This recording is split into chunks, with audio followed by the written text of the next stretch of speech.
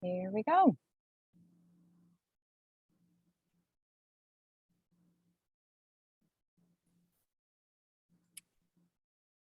Hi, everyone.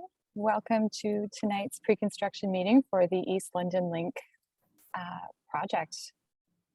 And if you'll just bear with me, I'm just pulling up my speaking notes here so I can make sure I cover up all the items I had to talk to you about before we get started here.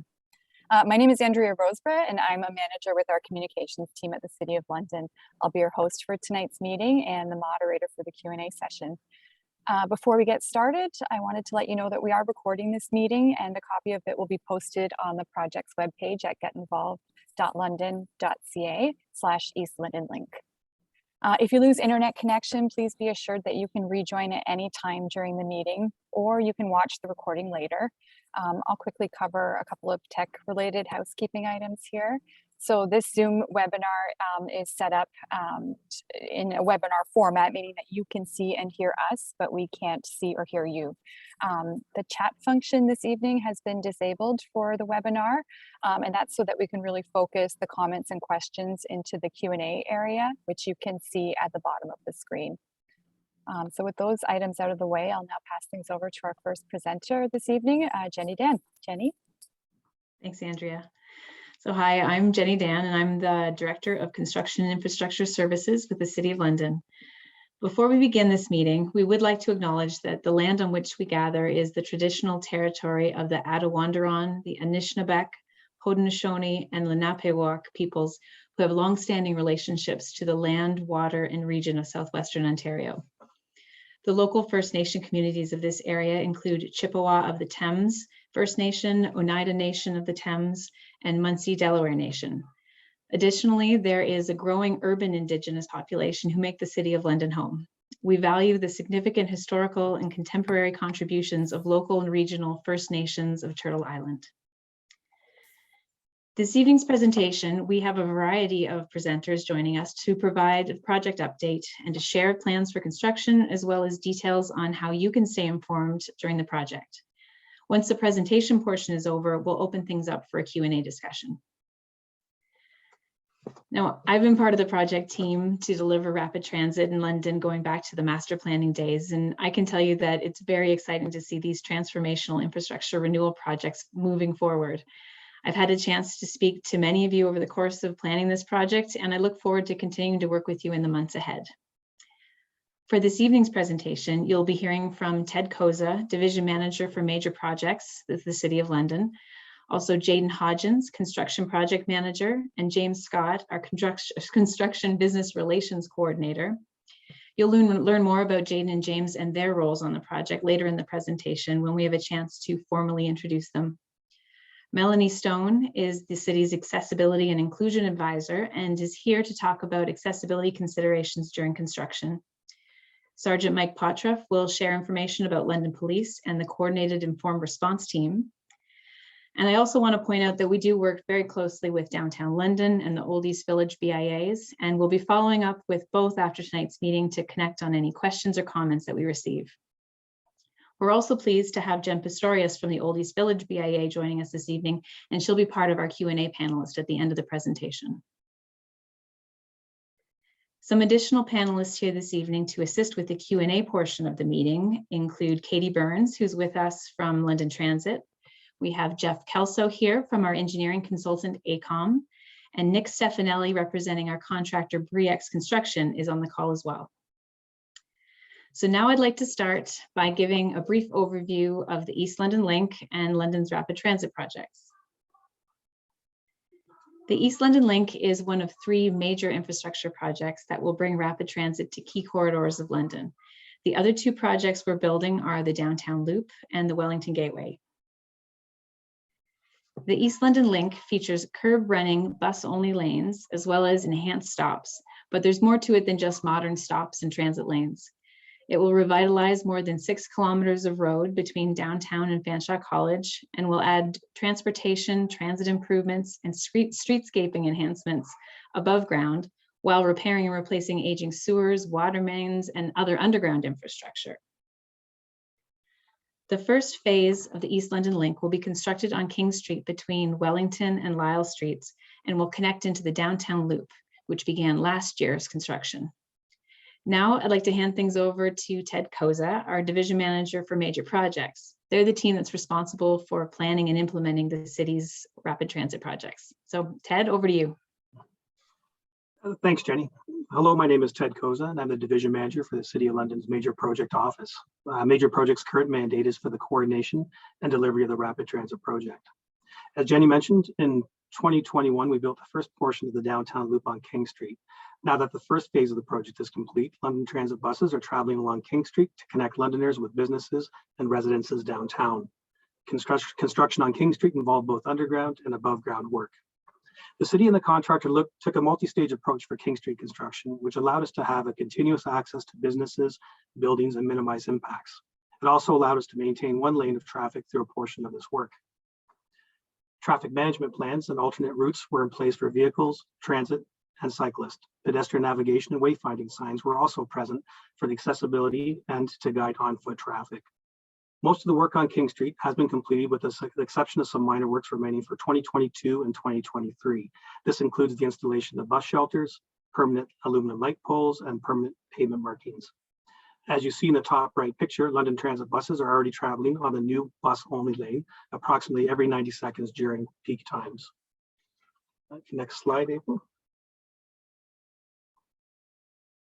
Yeah, there were lots of great successes and learnings from the downtown loop project last year that we look forward to applying as we continue constructing along King Street for phase 1 of the East London Link. Before we get into those details, I want to take a few moments and review some of the unique design features of this particular segment of the rapid transit and what we're about to construct. The East London Link project will bring significant changes to traffic operations on King Street east of Wellington. They are illustrated on the slide showing the designs for King Street between Wellington and Waterloo Street. King Street east from Wellington to Lisle will be transformed from one-way eastbound traffic we have today to two-way traffic, in addition to a westbound bus-only lane. Pedestrians and vehicles will have to become acquainted with this operation, in which pedestrians will need to look both ways when crossing the section of King Street. Eastbound general traffic will still be eastbound only, but will need to become acquainted with the north curb lane of King Street becoming a westbound bus-only lane. We recognize these changes will need lots of education and awareness. And in addition to the educational campaigns, signage will be installed to advise of these changes, as well as pavement markings. We're also considering temporary traffic control devices, such as flexible delineator posts. They're also being considered to help us define this change in circulation. Next slide, April. Thank you. This image shows a portion of the East London Link between Adelaide and Lisle. This section also includes some underground work to replace the sewers and water mains, and there'll also be some work by London Hydro in this area to replace their infrastructure. As you can see, the eastern limit of the project is basically at Lisle Street, and that's basically the transition into phase 2, where we plan to construct the second phase of East London Link in 2023. Much like the downtown loop project, East London Link will be constructed in different stages, but I will pass it on to Jaden, the city's construction project manager for this project, who will walk you through those plans for construction. Over to you, Jaden. Thank you, Ted. Hi, everyone. It's great to be here with you this evening to share the details of the construction work ahead. So this map shows the limits of the work we're doing on King Street between Wellington Street and Lisle Street. This project will include a full road reconstruction. That means we'll be removing the existing pavement, curbs, and sidewalks and reconstructing a new roadway. The work also includes underground infrastructure renewal, such as sewers, water mains, and utilities where required. There will be 4 new bus platforms installed with this project in the following locations: eastbound and westbound stops at Colburn and Burwell, and eastbound and westbound stops at King and Adelaide. The contractor completing the work for this project will be Briex Construction. Construction is currently scheduled to start on March 21st. However, you may see crews on site prior to the 21st installing notification signage and doing some early preparation work. This is a large construction project, so we anticipate that construction will continue until December 2022, and there will be some carryover work and final cleanup work planned for the spring or summer of 2023. Normal working hours on the construction site will be approximately 7 a.m. to 6 p.m. Monday through Friday. However, there may be some additional after hours and weekend work required, for example, at some of the busy intersections like King and Wellington or King and Adelaide. We anticipate that there will be multiple areas of the project under construction at the same time. On the next slide, I'll go into more details about the staging of the project and where and when we anticipate construction happening. So through the design phase of the project, the work area was divided into 4 main stages, numbered 1 to 4, moving from west to east, as shown on this slide. Since getting Brex Construction on board, the city's been working with our consulting engineer partners and the contractor to refine the staging and sequencing of the work, with the goal of getting the work completed as quickly and efficiently as possible. Looking ahead to the March 21st construction start date, construction is currently planned to start in 2 locations. The first location is the King and Lyle intersection, and the second location is the King and Wellington intersection. As the work areas progress easterly and westerly, the City of London and our construction project teams committed to communicating updates on the changes to the work areas through public service announcements, social media, and email updates. Our bi-weekly email updates will help keep you in the know with what's going on with the construction project. So please sign up for the updates if you have not already, and you can do this on the project webpage. As noted previously, due to the large size of this project, and in order to complete the work as quickly as possible, work will be occurring in more than 1 stage at a time. One of our considerations as we continue to refine our construction staging plans is how this project will align with other work that's happening in the core area this year. So I'll show you what I mean on the next slide. So it's important to note that this project won't be happening in isolation. Rather, we'll be coordinating our work with a number of other large projects within the core area to reduce the impacts and maintain access to the downtown. This map highlights other 2022 construction projects occurring around the downtown area. It's a lot of work. In fact, this is the biggest year ever for the City of London's core construction program. And it's important that as we deliver these projects, it's with an eye to making sure traffic impacts are coordinated and mitigated. Some of the other key projects happening in and around the core area this year include Phase 2 of the downtown loop on Queens Avenue and Rideout Street North, the Victoria Bridge, where Rideout Street crosses the Thames River, is being replaced to better accommodate bicycle traffic, pedestrians, and improve connectivity with the Thames Valley Parkway. The Queens Avenue project will implement cycling improvements on Queens Avenue between Quebec and William Streets. The city's various project teams are working very closely together to ensure that all construction projects are coordinated and the overall traffic impacts are mitigated and managed. Next slide. So we recognize that major construction projects like this one can have a significant impact on all modes of transportation, whether people are walking, cycling, driving, or taking transit. So we do a lot of work to try to minimize and mitigate these impacts as much as possible. Some of the things we do, we develop traffic control plans that specifically address how all modes of transportation will travel through and around the construction area. We implement detour plans and signage to help people navigate any road closures or restrictions. Pedestrian specific plans are implemented to ensure safe, accessible paths for all people who are walking. And we also completed a detailed traffic analysis to model and assess the impacts on traffic from the construction. The traffic analysis recommended measures like optimizing intersection signal timing or adding turn lanes. And we'll be implementing these recommendations in conjunction with this construction project. Lastly, but perhaps most importantly, we're committed to regularly communicating and notifying all residents, businesses, and the public about any traffic impacts. So if something's going to impact the traffic around you, you will hear from us. To go into a bit more specific details for this project on how different modes of transportation will be navigating around the construction. If you have a property with access onto King Street, access to your property will be maintained at all times during construction. Access will also be maintained for emergency services at all times. For properties where the existing access cannot feasibly be maintained, an alternate access will be provided. Where road closures on King Street may be required for construction operations, King Street may be converted into temporary two-way traffic in order to maintain property or driveway access. Temporary construction traffic signage will be installed to help all modes of travel navigate the area. If you're cycling from Old South or the West End, you can reach your downtown destinations via the Thames Valley Parkway and Dundas Place. You may also use the Dundas Bikeway if visiting from Old East Village. Cyclists are encouraged to follow signs to reach their destinations downtown. Existing cycling facilities impacted by the construction, for example, at the King and Colburn intersection, will have safe, accessible access provided across the construction area. For those who use transit, the number 7 bus, which currently uses King Street between Wellington and Waterloo, will be detoured to York Street. Please visit LTC's website for additional information on any LTC route changes or construction detours.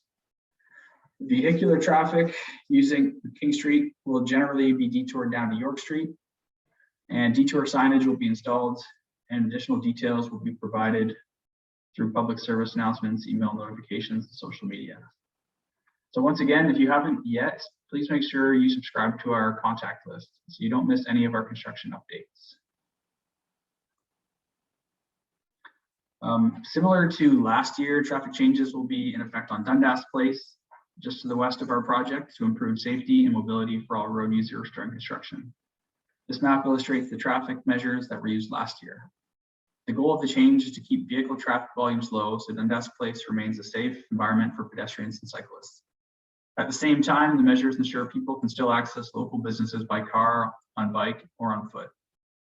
So to prevent cut-through traffic, temporary barriers will be installed on Dundas Place at Rideout Street North and Wellington Street, restricting vehicles from entering Dundas Place in those locations. Instead, vehicles must enter Dundas Place from Talbot Street, Richmond Street, or Clarence Street. We anticipate following the same arrangement on Dundas Place this year, but further details will be provided in the coming weeks ahead of construction. Each year, the core construction program continues to grow, and we're grateful to have some good lessons learned from past projects to apply to our work on this project.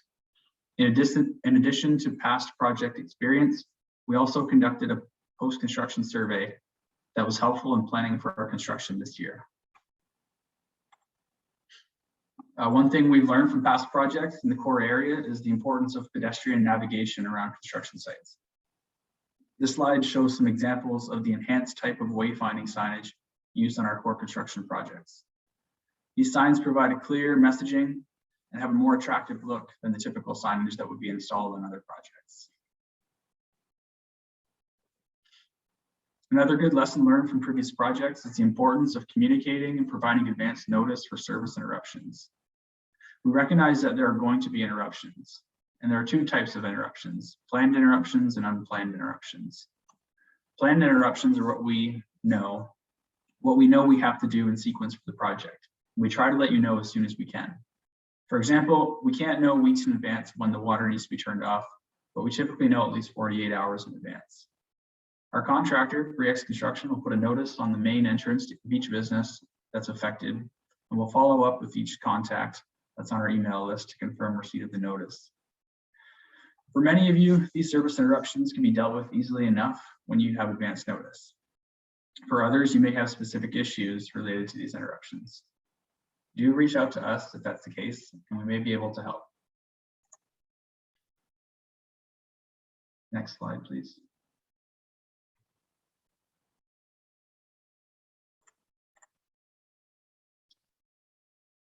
Like we're just having some technical difficulties. Working on it over here. I can't seem to.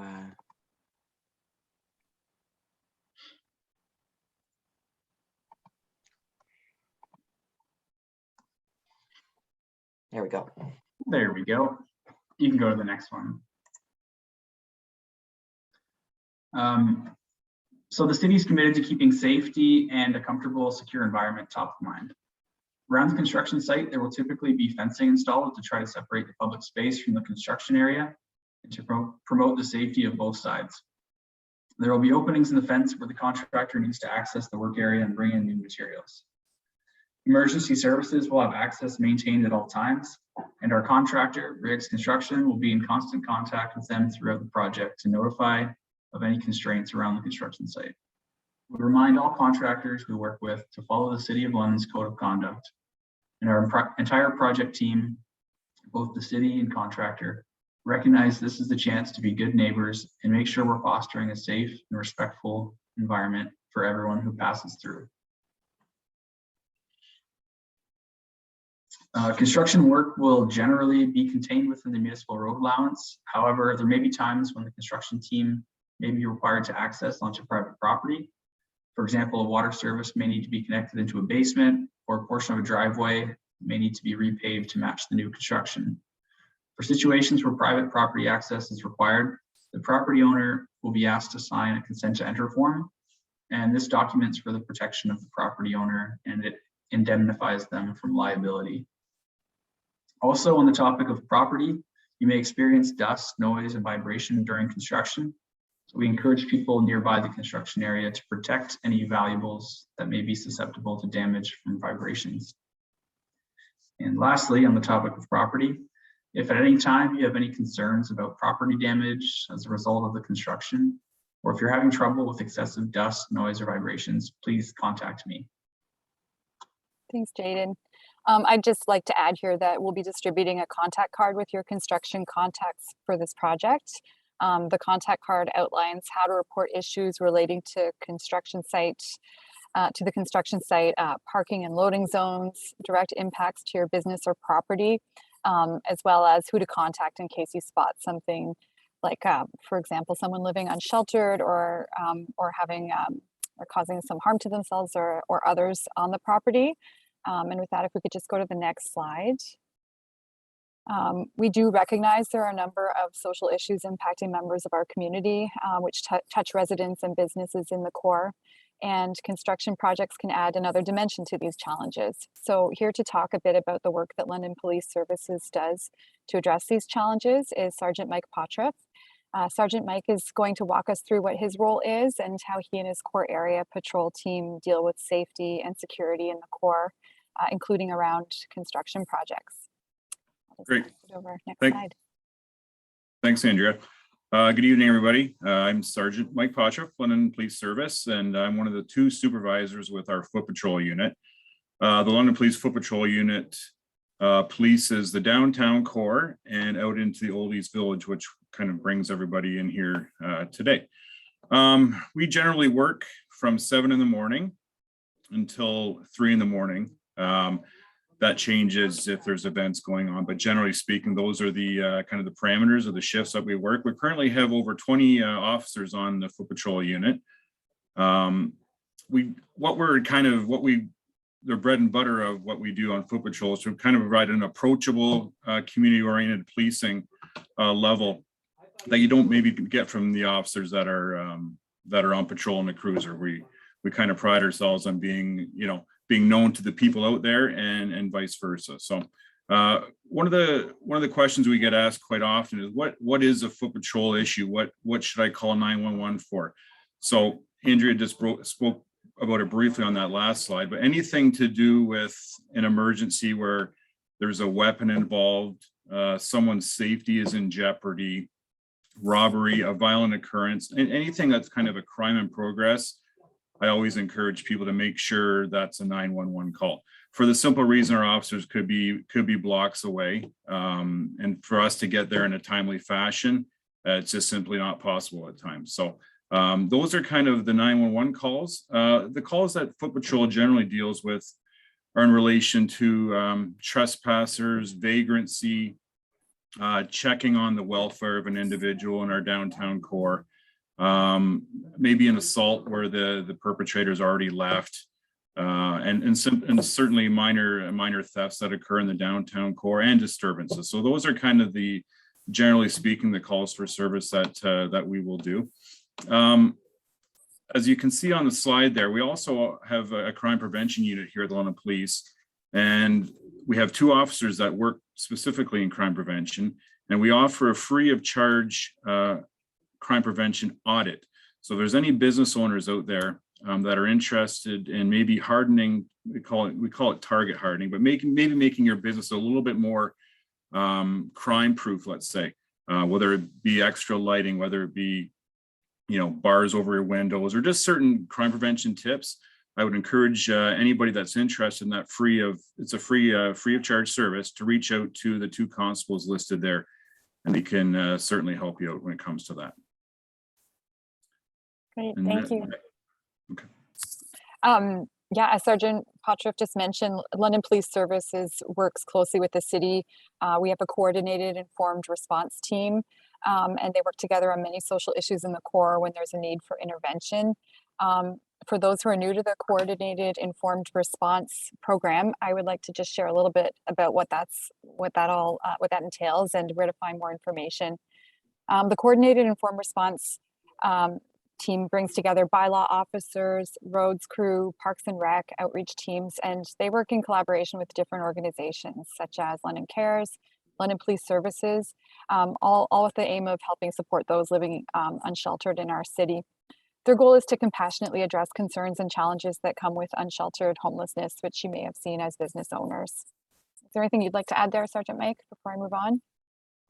Just to kind of tout their praises, a lot of times we're dealing with sheltered homeless individuals who are maybe causing a bit of a disturbance, but it's not in a criminal realm. There's really not a whole lot we can do with. So quite often we do call upon the services of the CIR to simply maybe it's an issue of bringing a blanket or bringing some food, or they may know where some certain shelter beds are at that time of day or night. So it's certainly great resources, and we come to rely on them heavily.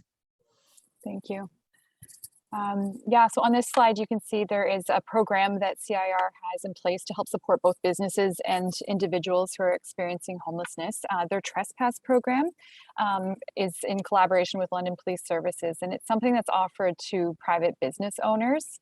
So when joining this program, business owners give permission for London Police and the CIR team to act on your behalf on your property if there's a need for intervention. As it stands right now, CIR and LPS act on public property openly, but they need explicit permission from a private property owner to enter their property in order to enforce rules, regulations, trespass, that sort of thing. So they have an authorization program where you can sign up to give signed authority to the city and LPS to act on your behalf on any challenges that they find at your address. It could be anything from sleeping rough to actually camping on the premises. They can enter your property with your authorization and ask the individual what they're in need of on the social front. It's a compassionate team, as we mentioned, so they start with their outreach and discuss other options for the individuals. And then after engaging, bylaw comes on site and asks that person to leave under the authorization of trespassing.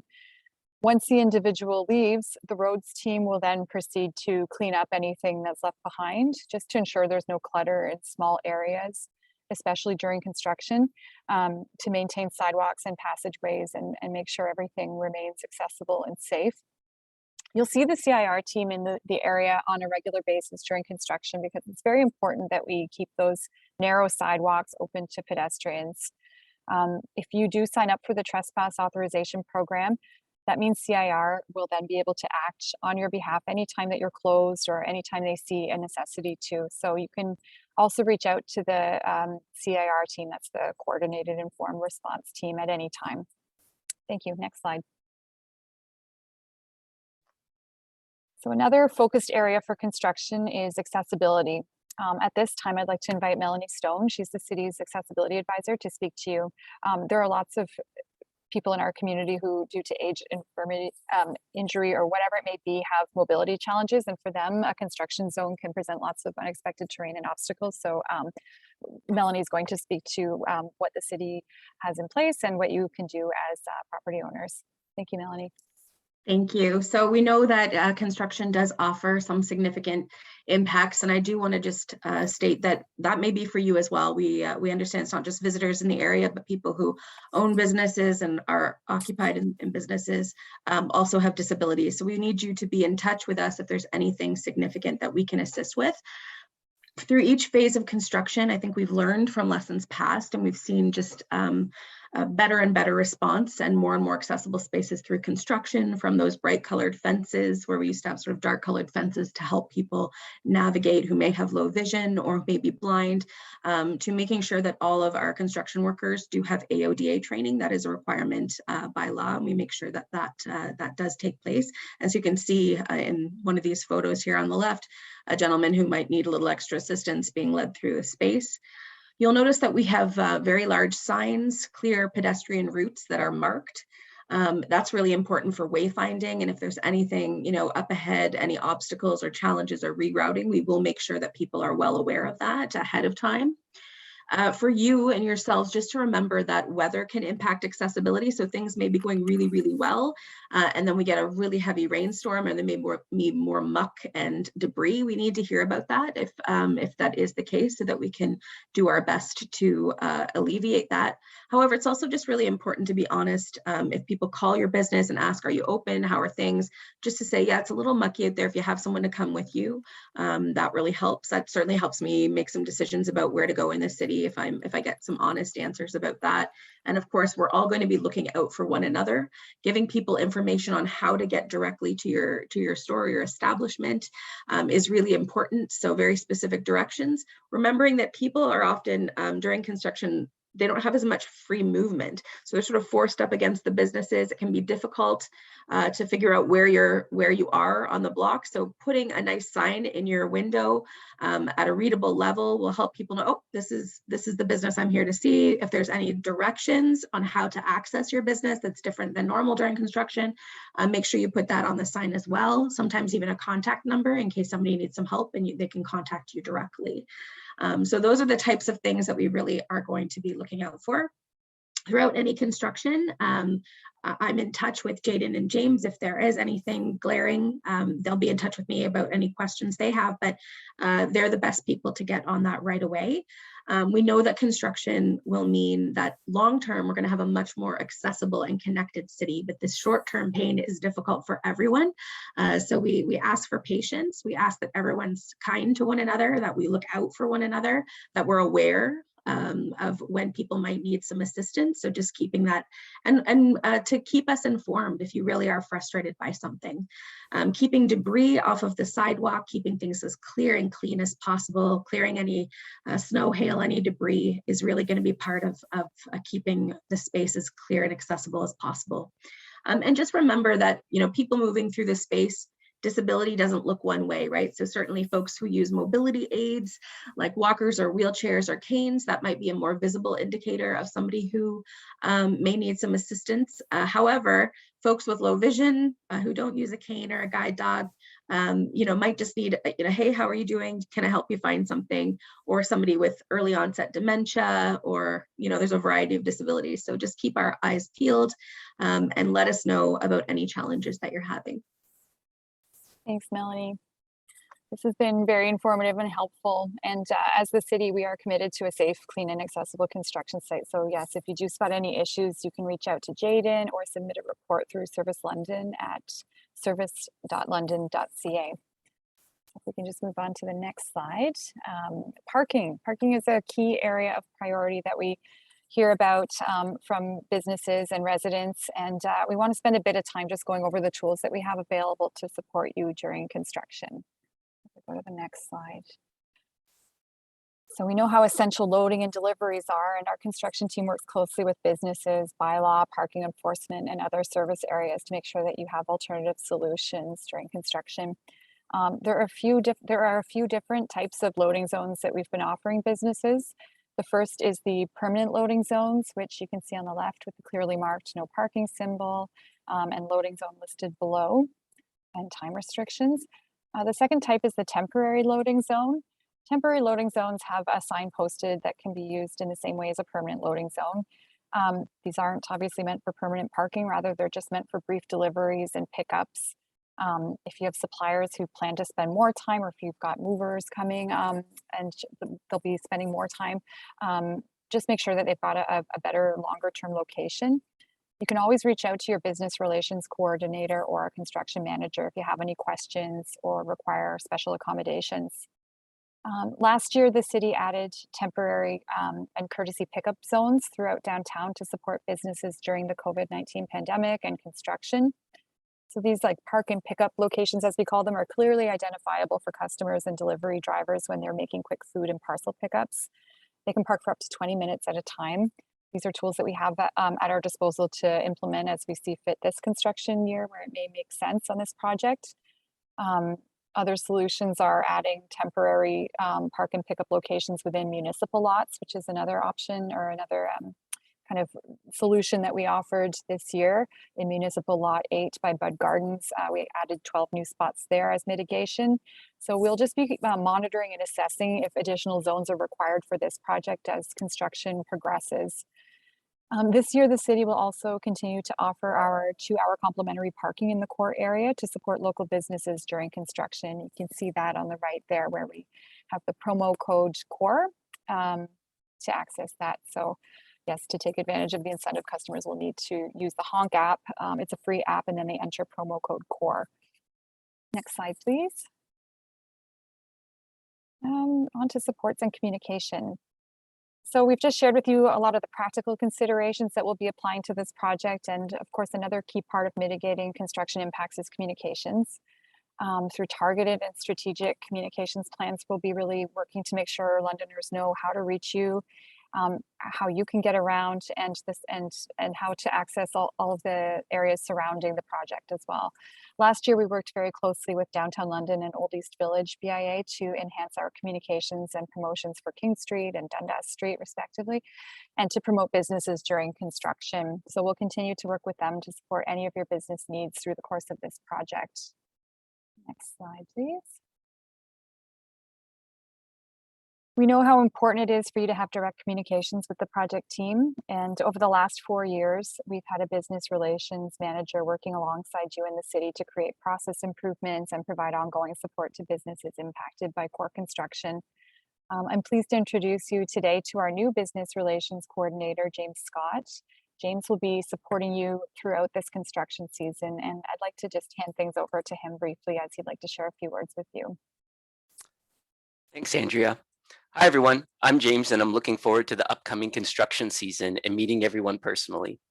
On this side, you'll see some things I'll be able to help with over the course of this project, such as discussing construction impacts on your business or property and getting updates on project timelines and progress. Be sure to communicate your business-related needs and concerns directly to me using the contact information you see here. In the coming days and weeks, I'll be out on the streets visiting your businesses and storefronts to introduce myself. But in the meantime, please don't hesitate to reach out if you have any questions. Thank you. Thanks, James. Another one of the team members who you can expect to see most often around the job site is our construction project manager, Jaden Hodgins, who we've been hearing from this evening. And Jaden can support you with any construction related issues or inquiries. We'll move on to the next slide. So similar to previous years, we will use different tools and tactics to keep you informed throughout the course of the project. Following this meeting, you'll receive a link to download the 2022 Construction Toolkit with all the information that you'll need about construction and who your key contacts are. We'll also be distributing hard copies in the coming weeks. The toolkit outlines information on the construction schedule, what the contractor will be doing on site in terms of garbage collection, site safety and cleanliness, traffic management. We've basically packaged everything into this as a resource for you to have at your disposal. The Core Area Construction Dollars program will also be returning this year. So that's something we're really excited about to support core area businesses during construction. This is a 4-year pilot project, which is being delivered in partnership with the BIAs through great initiatives like giveaways, contests, and promotions. And we've seen great uptake and growth in the program over the years in terms of redemption of these dollars. More information will be shared in the coming weeks, or you may connect with the BIA if you'd like some more information about the program as well. Along the way, there will be plenty of opportunities to help promote the area, including radio and social media. Our communications team will be working alongside the BIA to assess the best ways to promote businesses downtown throughout this project. And as mentioned earlier, really subscribing to our to the email list on the Get Involved website on the East London Link page is so essential, because that's where we'll be sending our bi-weekly updates with all of the key information on what the latest is with the project, what's been accomplished in the past 2 weeks, and what's ahead. And in between those updates, if we ever do need to communicate something more urgently around things like service interruptions, it's another great way that we like to reach out. So please be sure to do that when you have a chance. And on to the next. Oh, I think we are on the right side here. Excuse me. Just advancing my own slides over here. So finally, there are different ways to stay informed, and we want you to use the best one that works for you.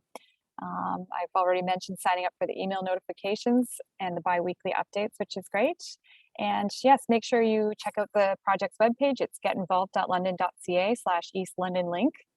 That's where you can sign up for those great email notifications. And you can also follow the city and downtown London on social media, as well as Old East Village BIA. And so we will also be sharing information with the public and media through public service announcements when there is significant disruption, such as a big traffic change that we need the public to be aware of, or any other sort of major construction event.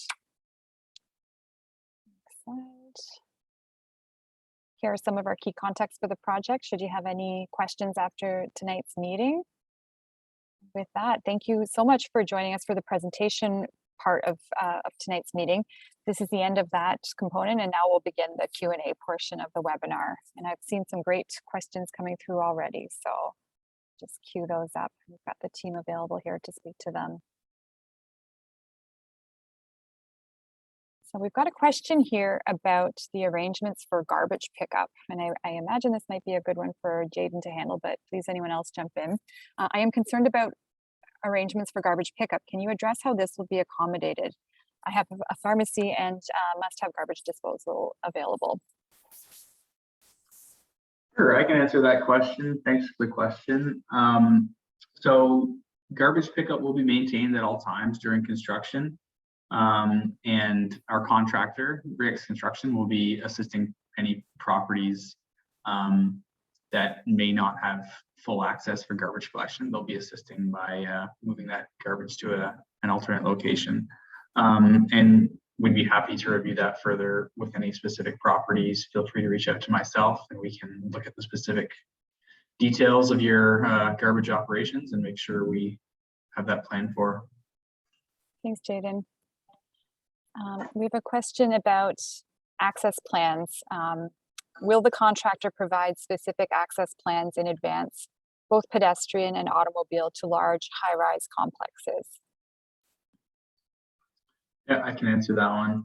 So yeah, there are, we're going to be maintaining access at all times. There are a few like high-rise apartment buildings or condo buildings where some temporary accesses will be installed to ensure that 24/7 access is maintained for those buildings. So we will be working with the contractor to make sure those are planned for and put in place to maintain access. And once again, we'd be happy to review those details with properties and the contractor. Thanks, Jaden. We have a question about bike lanes on King Street. And just, will there still be bike lanes on King Street as part of the final designs for this project? I can take that one, Andrea. Great, thanks. Yeah, so part of our overall cycling master plan is looking at improving cycling across the core. And one of the key areas of that was an east-west bikeway study that was done a couple of years ago. It actually identified Dundas and Dundas Place as the key spine for cycling in and across east-west through the core. So some of the King Street cycling lanes in the first phase of construction last year as part of the downtown loop, which was sort of a temporary construction measure, as well as the cycling lanes that are on King Street now, won't be reinstated. So going forward, there'll be bus lanes where that cycling lane is now. But what we've been doing at the same time is parallel works to be able to create a consistent connection for cycling on Dundas. So with last year's work on the TVP project and that connection, you can now get from the Thames Valley Parkway down by Harris Park up to Dundas Place and right across through to Old East Village. There's a portion of that in more of the east end past the Midtown area where you've got a couplet type approach where the eastbound cycling stays on Dundas and Queens Ave is being used to create the westbound couplet. But essentially, ultimately, we're trying to create that connection for how people get in and around the core. Thanks, Jenny. Just a bit of a technical question about tonight's webinar, whether there will be a transcript available at the end of the meeting. We will definitely make that available on the Get Involved website along with the recording as a separate document there. So it does take about the better part of the day for Zoom to package it up for us, but we'll have that up there. I'd advise checking back Friday morning if that's okay, and we'll have it up there for you. Thank you. Now a question about noise.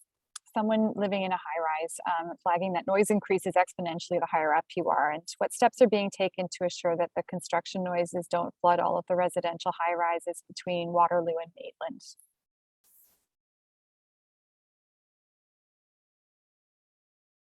Jaden, I think you're on mute. Sorry. Yeah, I think one of the things with noise, we'll try to limit that work to be within those regular working hours of 7 a.m. to 6 p.m. Where there are works going to be occurring outside of those hours or any potential overnight work, we look at minimizing noise as much as possible. And if there are any particular work activities where there's an increased level of noise more than typical, we look at providing some advanced notice to residents so they're aware of that work and the duration of it and how long it's going to last. Thanks, Jaden. We have a question from the operator of a business on King Street, just east of Lyle. They're asking, they're saying that they have access to their parking lot only from King Street. Will customers be able to access their business? Yep, as noted earlier, property access will be maintained at all times. So that'll be addressed through the traffic control plans that are set up. But again, we'd be happy to review that in more detail with any particular property that wants to reach out. Feel free to shoot me an email or give me a call and we can set something up to review that. And I'll actually just follow up with this individual in the typed area too, so we can get some more details and make sure they've got your information. Thanks, Jaden. Bit of a question about the design and the plans for the final product. Will there be additional trees planted along the route? Would Ted like to take that? Sure. Yeah, thanks. We do have a tree planting plan in place. So I think the intent is that we have a plan that we're looking to follow through with this project. When it comes time to do the actual construction of and planting and implementation of trees, we obviously look at where trees can be placed, where they can be sustainable. And that's an exercise we have to go through all these different locations. But the intent is that we do have a landscape plan and we will try to follow it as best as we can. A question about emergency response vehicles and how will those be handled throughout the project? I wonder if might be a Jaden as well. You've had lots of experience with core construction and how we move vehicles around these areas. Yeah, sure. So both our contractor and the city were in constant contact with the emergency services crews, so they're aware of what's going on with our project, where there may be any restrictions with traffic or getting access to a certain area. So it's really it's constant communication, so they're aware of how they can navigate the area. And we are aware there is the EMS ambulance hub at York and Waterloo, and we're coordinating our work with them. Thank you. Go on up here to see what else we've got. These are great questions, everyone, so keep them coming. A question about the overnight work. Do we know where that will be taking place along the East Link?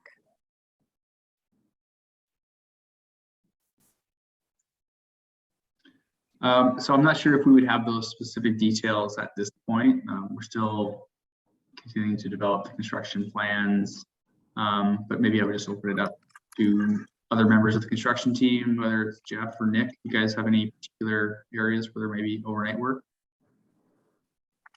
Yeah, hey everybody, it's Jeff Kelso with AECom. We are anticipating some night work with water service connections. The intent with that is to minimize the disturbance to people and businesses during daytime hours, such that the water services can be tied in at night. Where there be work in intersections, they're always interesting.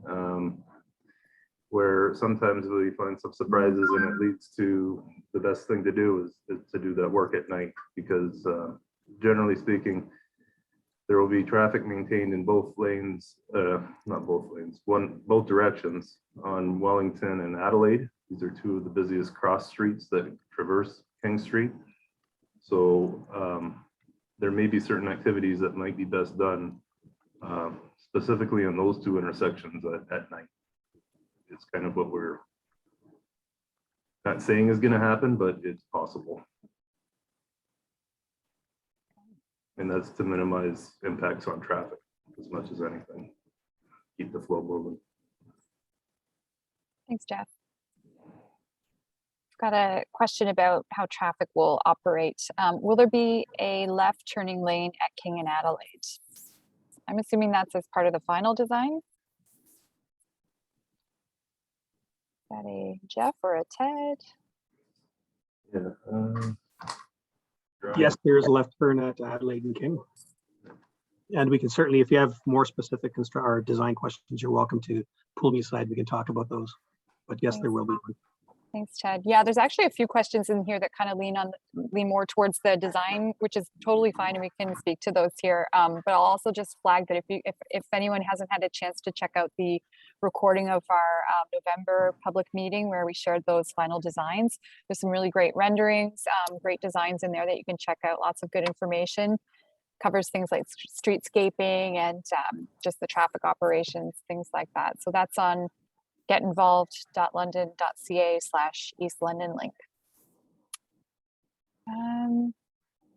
Moving down here.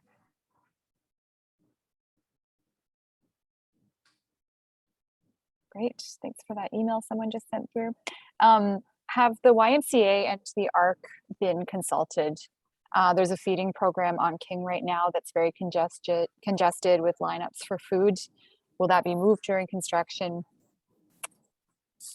Great questions. We certainly had to make alternative arrangements, I know, with or be in close contact with some of the services being offered by organizations on Dundas last year. So it's certainly something I know that we have done, but I wonder who might want to speak to that.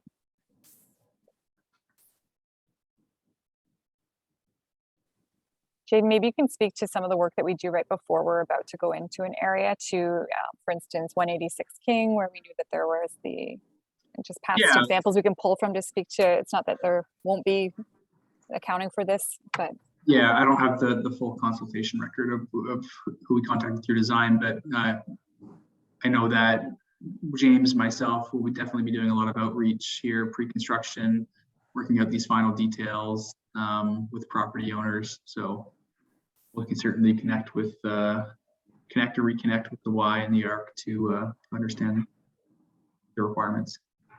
Thank you. Yeah, and I think that's been a bit of, if I'm not mistaken, it's a bit of a later development offering that program. It came in place kind of during COVID, so good to stay in touch with them. I move along here. This has been a good variety of different types of questions, so thanks everyone.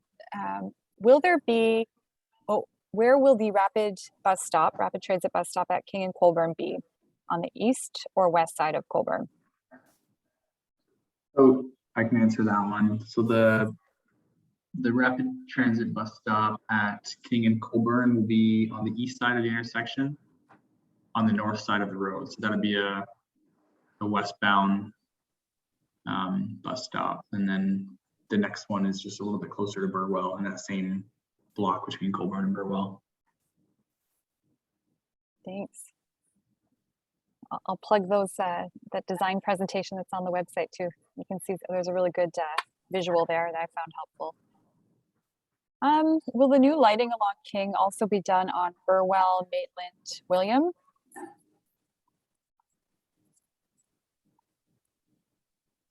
So I believe generally our project limits are just on King Street, so it wouldn't extend up side streets. It'd just be limited to those intersections and then the frontage of King Street. Thank you. Can add there will be temporary and permanent street lighting improvements throughout the whole length of the project on King. So you'll see some changes to the lights you see on the existing hydro poles and the way the light standards are. There'll be different provisions for temporary lights, and then those will be replaced with the permanent ones once the curb and all that stuff's been built. But yeah, Jaden's right.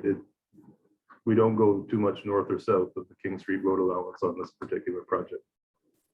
Thanks, Jeff.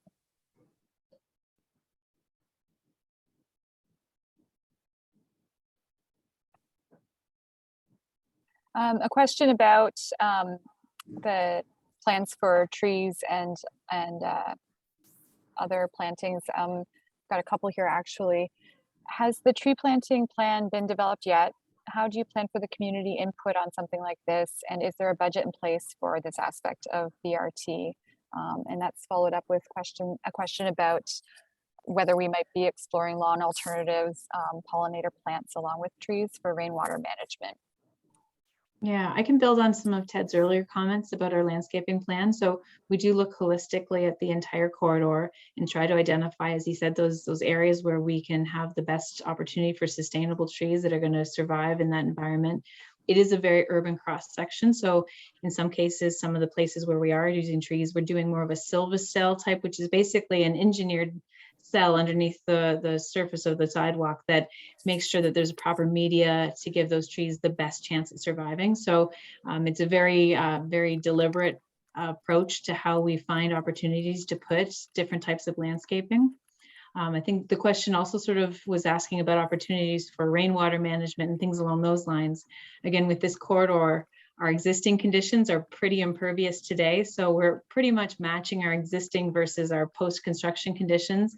And also in those urban environments, there's not a lot of opportunity to use like more structured, low impact development, like rainwater treatment options. But elsewhere in the corridors, we get out of the core and we have a little bit more space. Those are opportunities to use some of those techniques in some of those areas. In this particular area, we're just trying to make sure that we're matching things as best we can and keeping some softscaping in that actually reflects the neighborhood. Thanks, Jenny.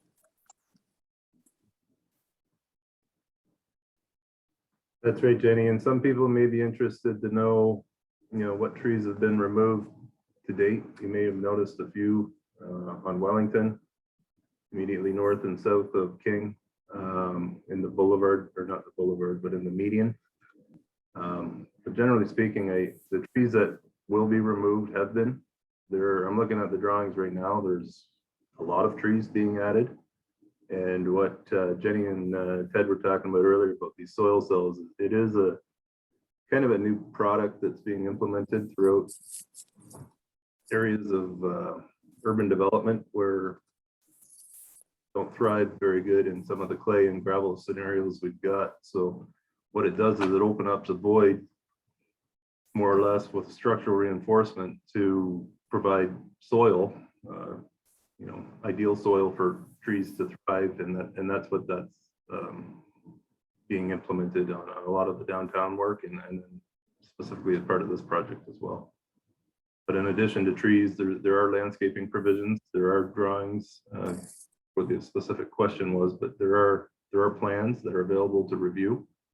And yeah, we will welcome that opportunity to talk to whoever's asking that question. Thanks, Jeff. Well, we've got a question about the RT stops. Will there be themes to go along with them, such as history or name of the neighborhood, public art around the stations, the stops? I think that's a Jenny. Yeah, for sure.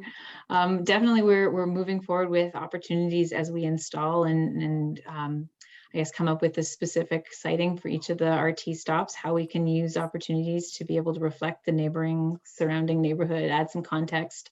The way that the shelters are going is that they'll actually be following with a separate tender. So at this point, the work that we're doing now is going to install all the civil engineering work to rebuild the road, fix the underground infrastructure, create those bus lanes.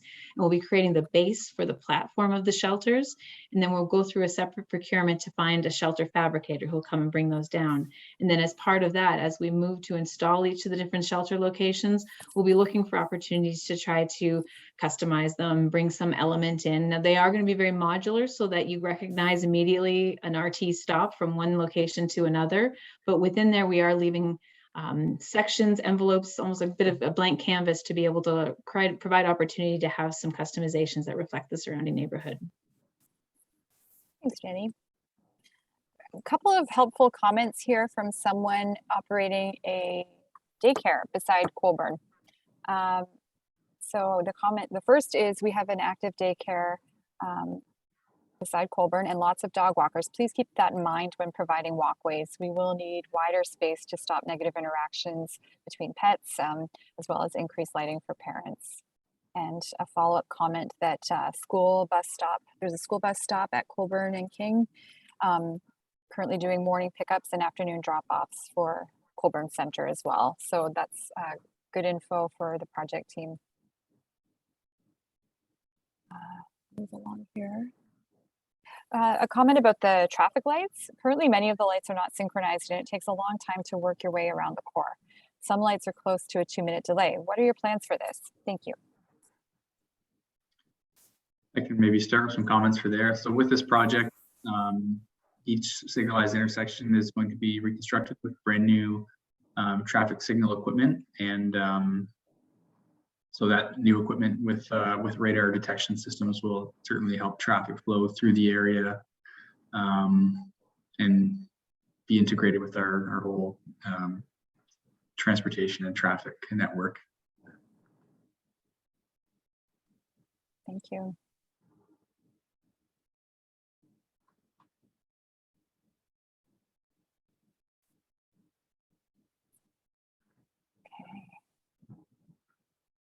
You've still got us here for any questions you may have, so do keep them coming. And I'm just looking through to see if we've missed anyone else in here.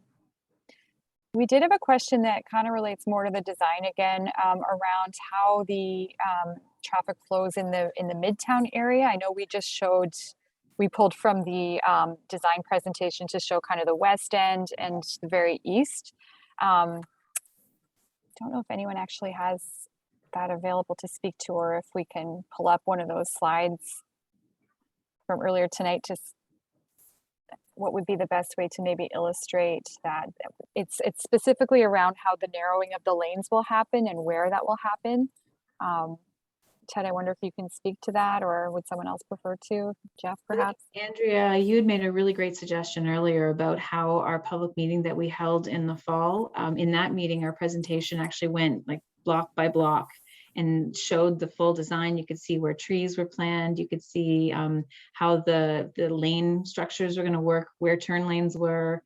So again, that was something that you can bring up the slides and look at them like on your own, or you could also watch the recording of the video where we had our engineer on the team like walk through each block and explain what was happening and how the RT would work.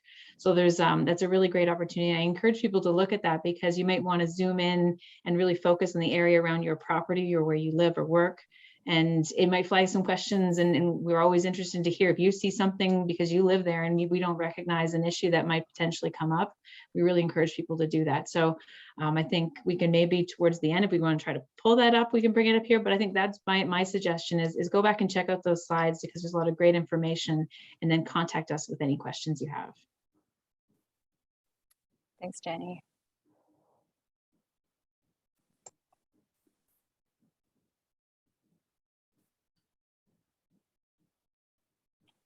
Couple of comments in here, and I would just want to acknowledge to the audience members submitting them that we do see them, and thank you for submitting them. Just flagging that lights are crucial to this area, and it can keep people from wanting to walk outside at night when they don't feel there's adequate lighting. So I think that's in follow-up to our comments about the limits of where the project will add lighting. But thank you, we do see your point here.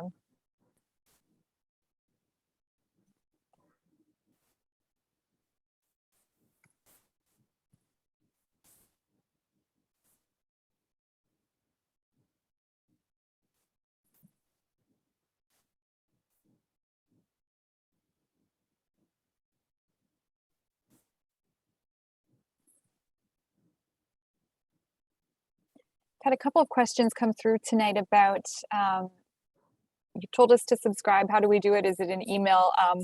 Maybe if we just have a bit of a down moment here, a quiet moment between questions, folks can take this as their opportunity to visit the page, the Get Involved site. So it's getinvolved.london.ca/East London link. And once you get to that page, that's where we post these pre-recorded meetings. But if you scroll to the bottom, you'll see where it gives, where there's an area where you can submit your information so that you're in our system to receive those email updates. I believe there's two links. There's one for if you have a property that's going to be impacted by construction. It's great for us to have the details of what address that is. And then if you're just generally interested in the project, there's a link for that just to get the more general info, and we just take your name and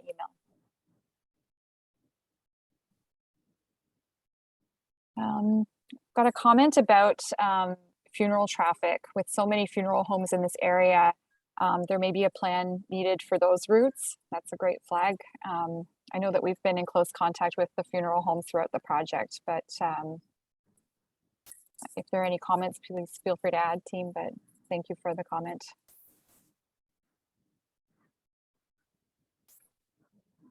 It really does tie into our traffic management plans, doesn't it? The encounter or accommodating all those special needs as we go.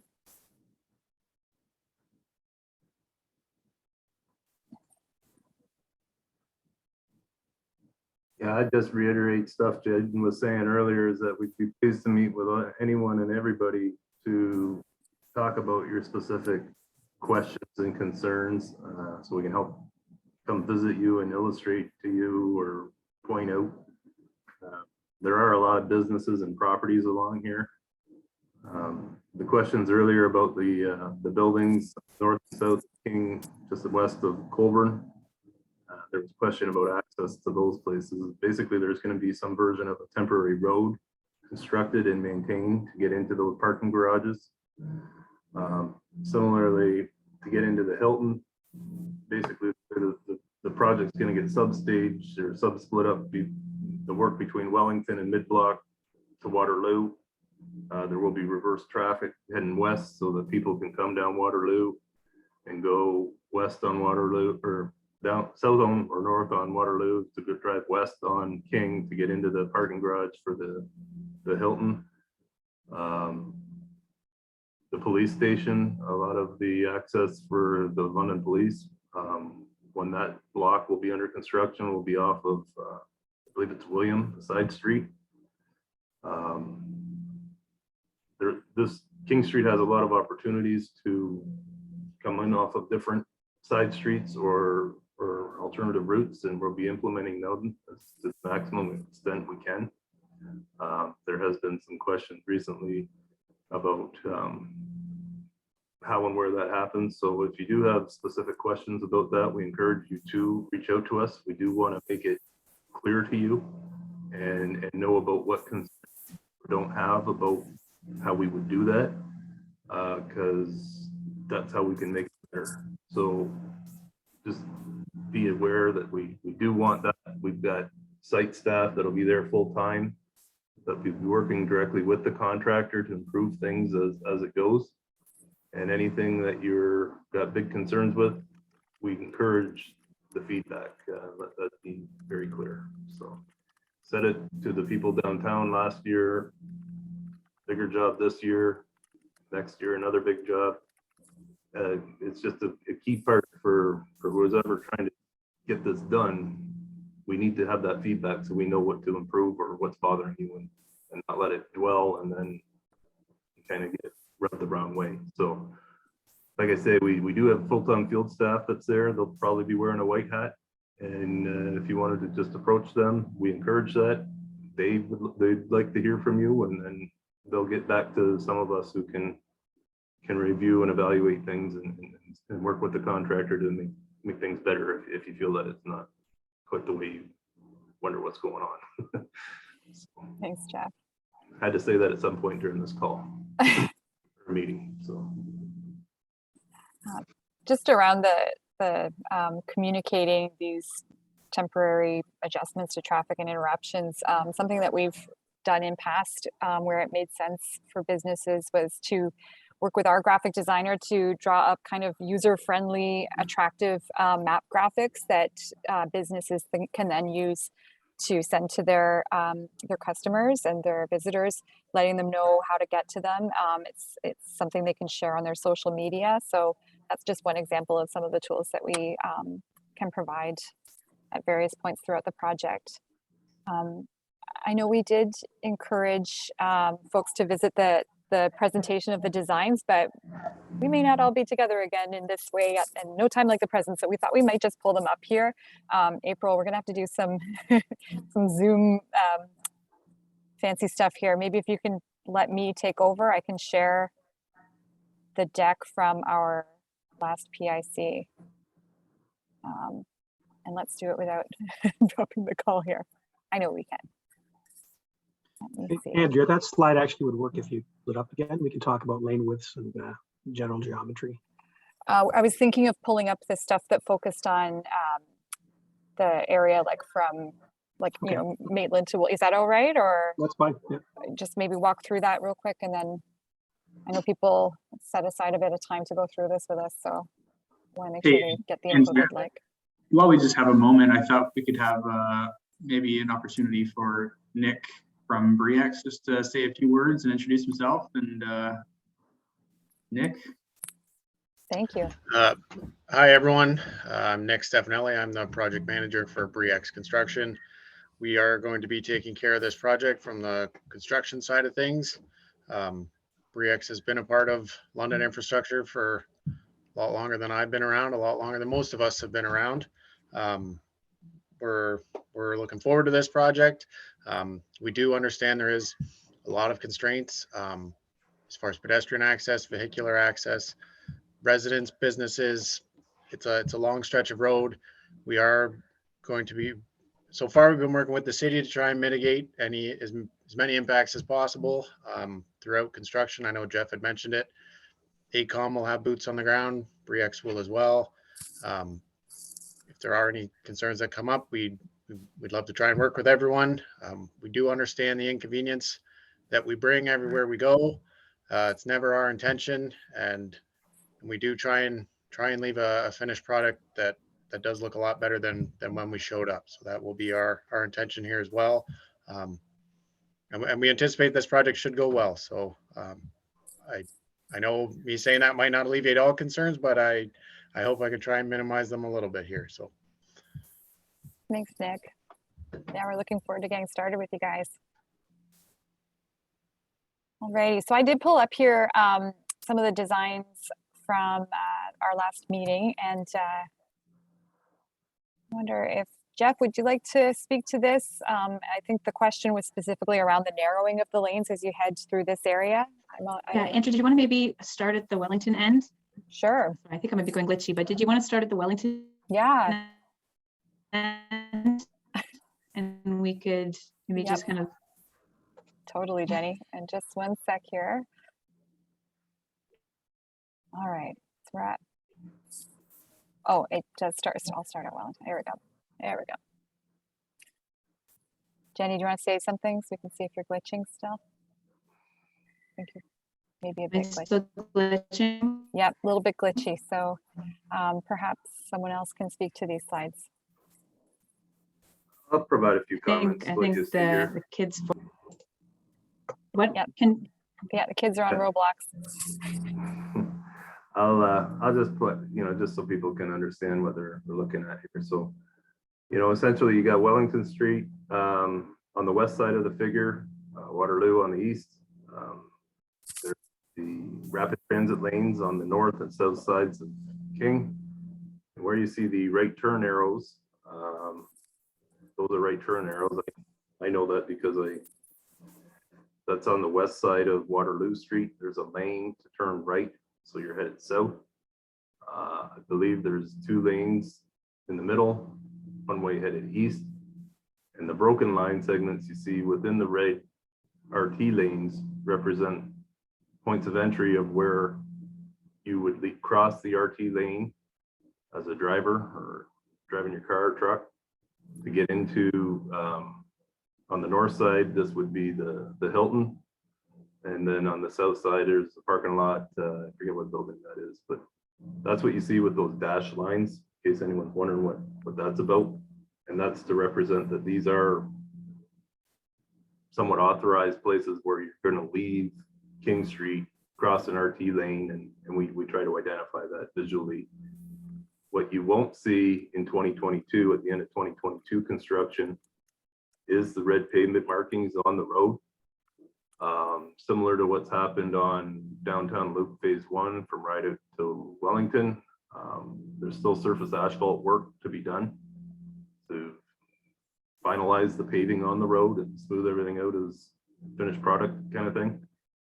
And these red pavement markings are quite expensive. So the city will be applying those red pavement markings as soon as we can, or they can. And just so you know, those won't be put in during 2022 construction. Yeah, I can expand on that a little bit, Jeff. Sure. Thanks. So I'm not glitching now, but yeah, so as he was mentioning, we tend to do the base coat of asphalt in this year, and then the following spring, what happens is we come back and we put the top coat on, and that's when you'll see the red paint. But there'll be temporary pavement markings, and the bus only signs will be in place. So that's something that you'll see right away. And as soon as we open the road to traffic, it'll be operating as 2 bus lanes. So maybe one of the things to point out on this drawing is you can see the 2 counterflow lanes. So on the north curb side, that's the westbound bus lane. And on the south curb side, that's the eastbound bus lane. So if we're starting at Wellington and we're heading towards the east, you can see that in this block, we've got 2 lanes of eastbound general traffic running down the center of the road. And then as you approach Waterloo, this is one of the areas where we had room to be able to implement a right turn lane. And if you can see, there's the thick hatching of the red bus lane there. Ultimately, that's what it's going to look like. And again, there'll be a big education strategy that goes out ahead of this, but to help people understand that that hatching of the red line means that you're able to put on your turn signal, merge across the bus lane, and then enter into that right turn lane to make a right turn at Waterloo. So at a high level, that's sort of what we're seeing there. And again, I always try to reiterate for people that aren't very familiar with rapid transit lanes like that there's no physical barrier between the traffic lanes and the bus lanes, that it's all done with pavement marking. Just like any multiple lanes within the road, it's a lane like any other, it's just restricted to use by the buses. So I don't know if you want to flip to the next slide, Andrew, we can keep working our way east. So let's see, we got Waterloo to Colborne. In this block, we're still continuing to carry 2 vehicle lanes down the center of the road. You can also see that we're sort of lightening up a little bit on the red pavement marking as we go. This is one of the things that we're doing to be able to make sure that we're really emphasizing the places where we want people paying attention to what's happening, and maybe not just putting red paint everywhere just to put red everywhere. So that's where you're starting to see a little bit of transition to more of a focused application on our red, but it is still a full dedicated bus lane, eastbound on the south curb and westbound on the north curb.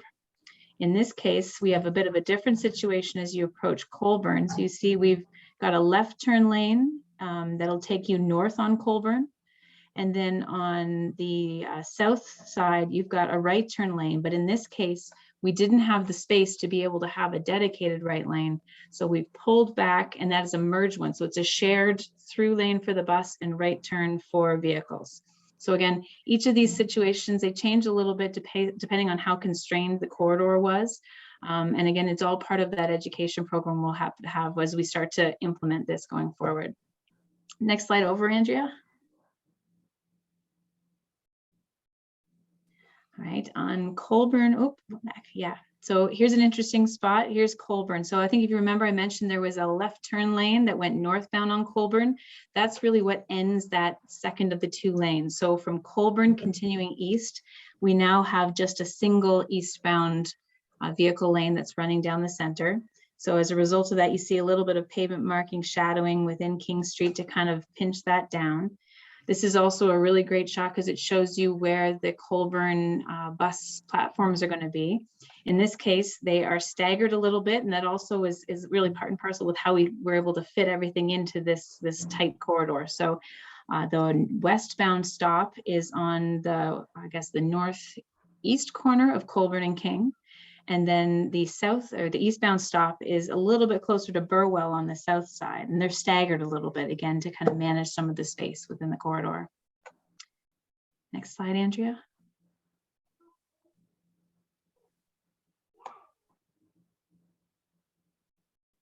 Awesome.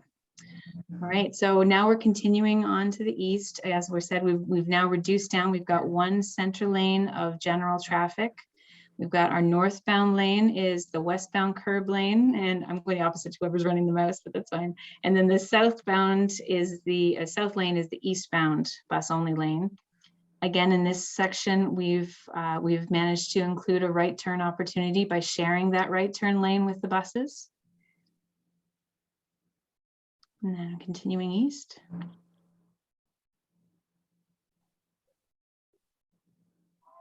All right, same cross section continues, one lane through to William on the center.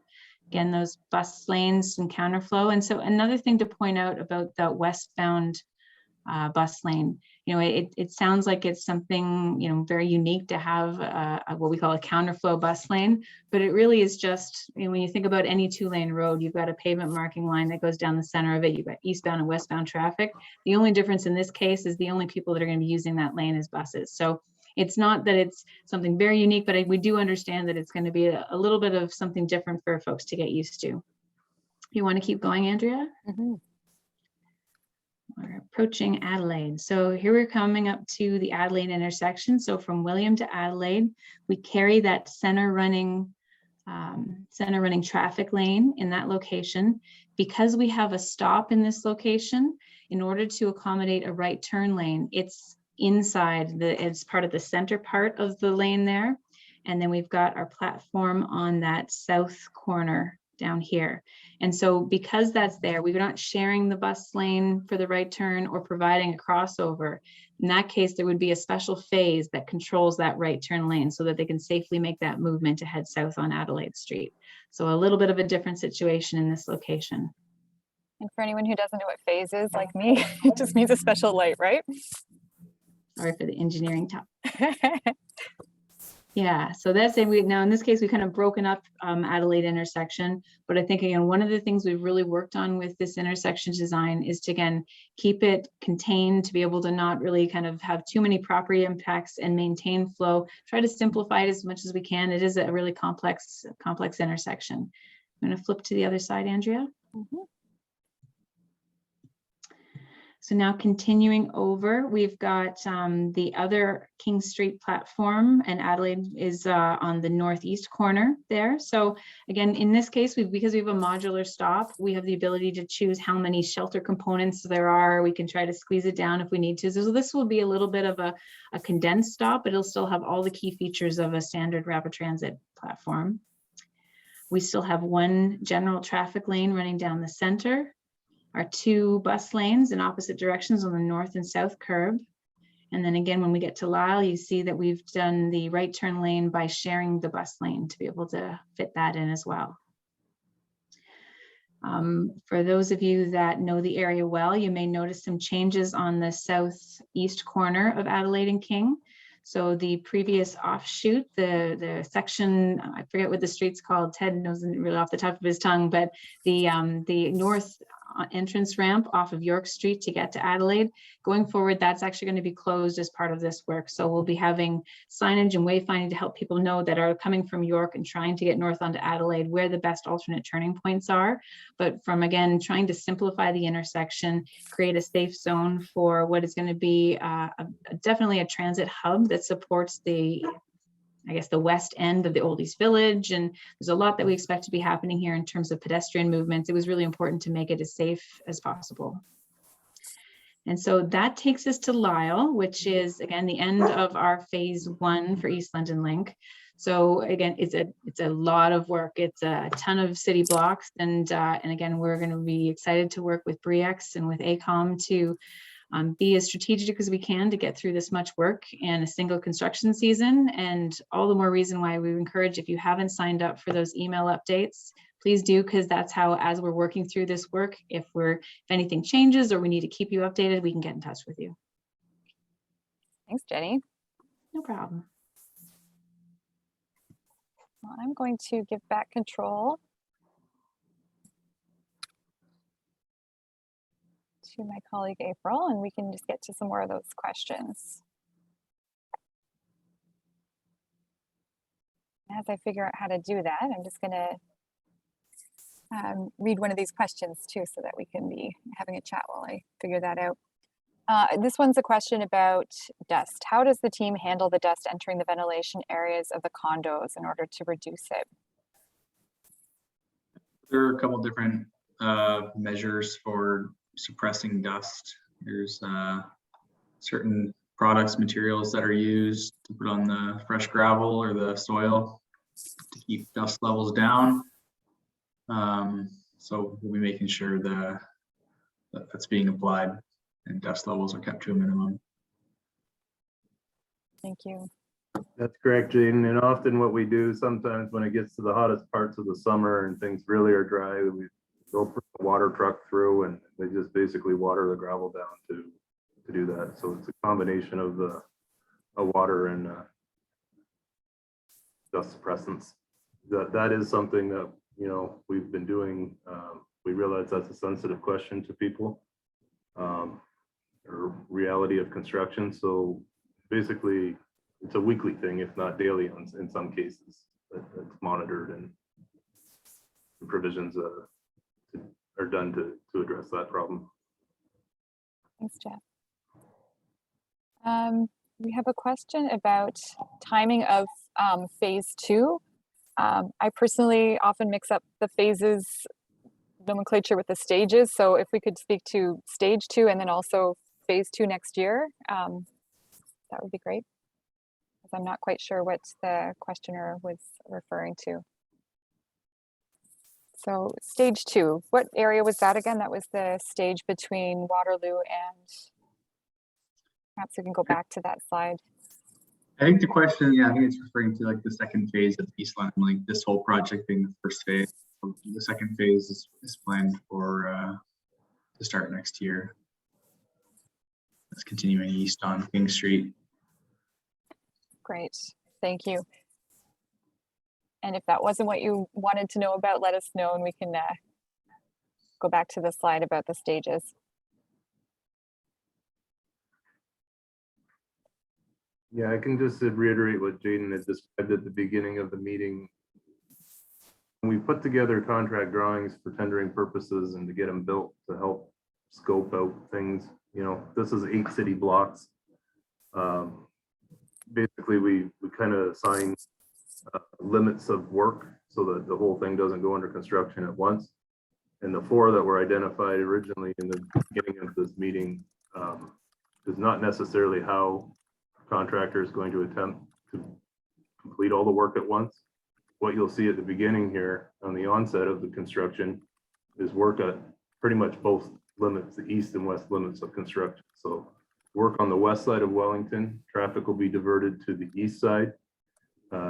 Work at Wellington, at Lyle, there'll be work in the Lyle-King intersection, and consequently you'll be working toward the middle of the whole project. It doesn't necessarily happen in that exact order, but that's kind of how the sewers drain, which on many construction projects dictates the order of construction. I won't complicate things any more than that, but that's, you go to the lowest spot first is kind of how we set these things up quickly. I feel like I just learned something there. Thanks, Jeff. There you go.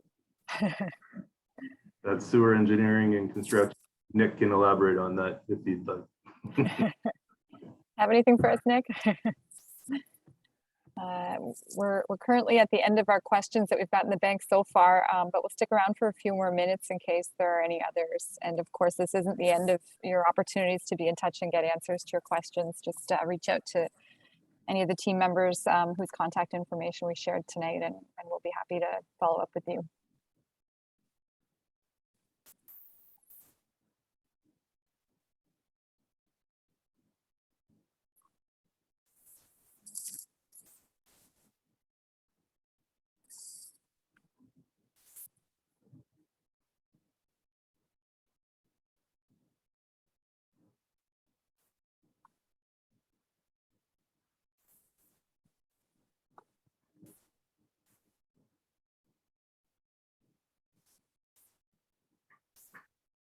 You know, Andrea, I'm reading the comments up there. I don't know if it was addressed, but there's one about aesthetically pleasing streetscapes. I don't know what other people feel about this, but I touched on it earlier. There is a lot of overhead to underground utility conversions that are going to be implemented as part of this project. So where you see, I won't give you the block by block breakdown, but you'll see a bunch of hydro poles that need to be relocated, and some utilities will be relocated with them. But there is quite a stretch on this job in particular where the hydro poles get removed and there will be new hydro duct banks that exist underground. Some of the positive part of that is people won't be looking at as much aerial wires. And personally, I find that to be an aesthetic improvement. So that will be a notable change for those who feel the same way as I do. Yeah.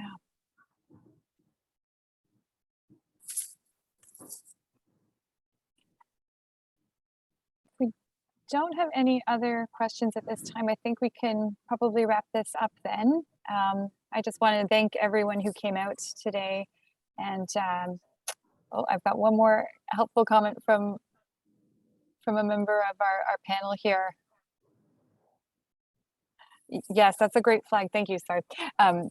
Jen Pastorius from Old East Village has reminded me that this might be a good opportunity to let everyone know that there will also be public meetings to inform nearby neighbors about and anyone interested about upcoming projects. For example, some of those ones that were on the core area construction map earlier, the Adelaide Underpass is coming up. So stay tuned for that one in a few weeks' time. There's also the Queens Avenue road and bike lane improvements project that will be starting construction later this summer. So we'll have some information up on the website. It's going to be a pre-recorded presentation that'll be available, and we'll be doing mailings out to everyone in the area adjacent to that to make sure that they're aware to go to our Get Involved site and check out the designs there. And we'll also have pre-construction information there. There will also be pre-construction notices mailed as per our process for the other projects that you saw listed there. So if you have any questions, please reach out, but otherwise you'll be hearing from us about these upcoming public meetings. Thanks, Jen, for the reminder. All right, I think we will wrap it up, and thank you everyone who made time to come out. It is so appreciated. We know your time is valuable, but we appreciate you staying with us, and stay in touch. Have a good night. Everybody.